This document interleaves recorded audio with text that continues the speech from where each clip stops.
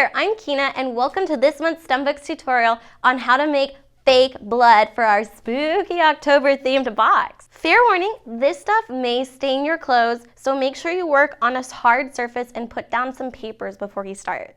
All right, let's get to making some blood.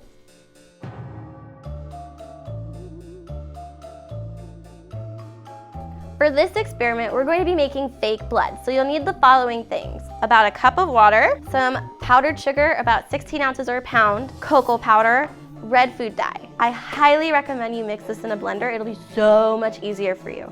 So let's get started. The first thing I'm gonna do is I'm gonna add 1 cup of water to our blender.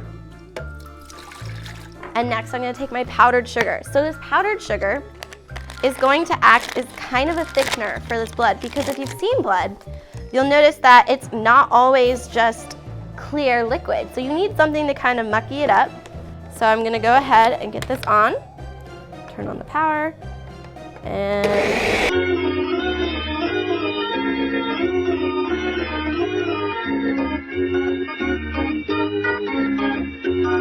nice and messy.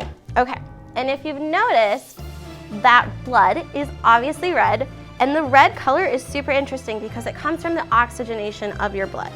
So if you put too little red in, it's gonna look a little pink. So we're probably gonna wanna put a whole bottle, not this bottle, but a normal sized bottle of red food coloring in. And it's already starting to look a little bit like blood. So the darker you get it, the better. All right, blend number 2. It looks like this great red, thick, bloody color. Oh my gosh. This is so gross.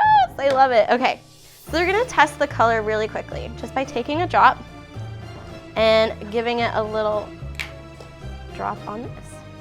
Now that's like a pretty light blood color. We normally think that blood's a little bit darker when we think of blood, right? And you can see that run, and it's not that dark. It's not leaving that much of a trace. So I'm gonna add cocoa powder.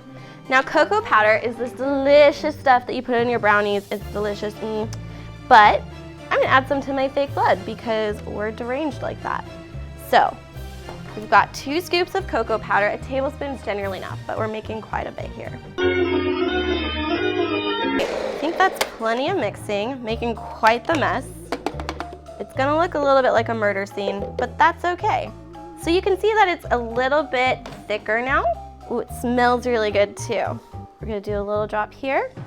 Ooh, that is the perfect blood color.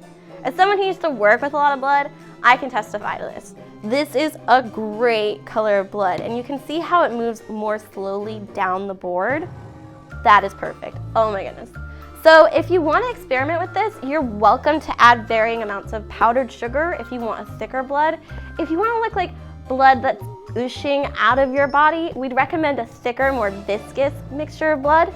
If you want something that looks like it's a little bit older, like blood that's dried, use the more cocoa powder, because deoxygenated blood, who's been sitting out for a while, is darker in color than the red, bright blood like this. The best part about this experiment is that it is so tasty and edible. So you can have all the blood. It tastes like cocoa powder and powdered sugar. And like I promised, I would be eating blood in this video.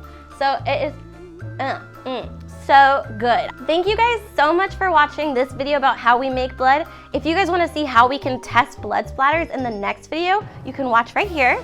You can subscribe to our YouTube channel here, and you can check out our website probably over here somewhere. All right, cool. See you guys in the next video.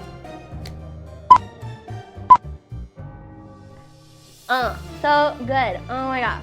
It seriously, it's just like frosting, liquidy frosting that tastes like cocoa powder. Oh, yeah, you guys gotta try this. It's so good.